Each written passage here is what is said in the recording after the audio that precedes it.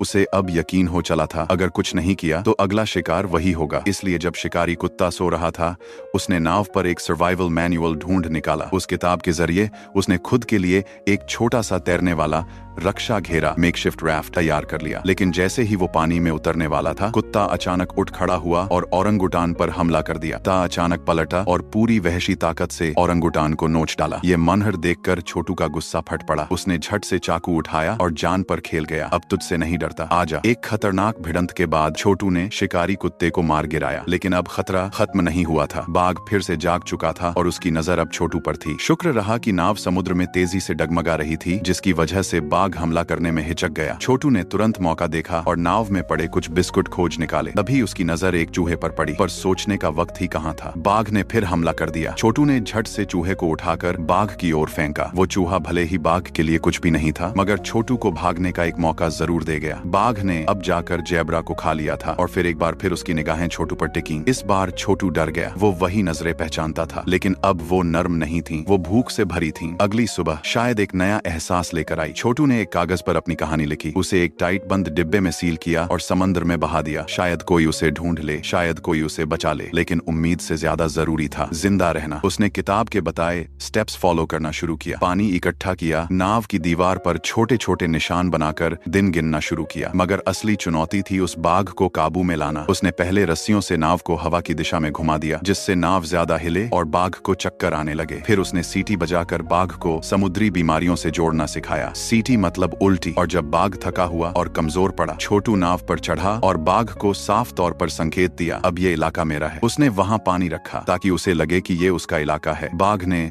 उसकी हरकतों का मजाक उड़ाया और पलटकर खुद अपनी दावेदारी ठोक दी। मगर छोटू मछली पकड़ने की तैयारी कर ही रहा था कि बाघ अचानक खुद पानी में कूद पड़ा। खुद मछली पकड़ने की कोशिश में वो न सिर्फ फेल हुआ, बल्कि बुरी तरह थक भी गया। छोटू को पहले हंसी आई, मगर अगले ही पल बाघ उसी की तरफ तैरता हुआ आ गया। वो घबरा कर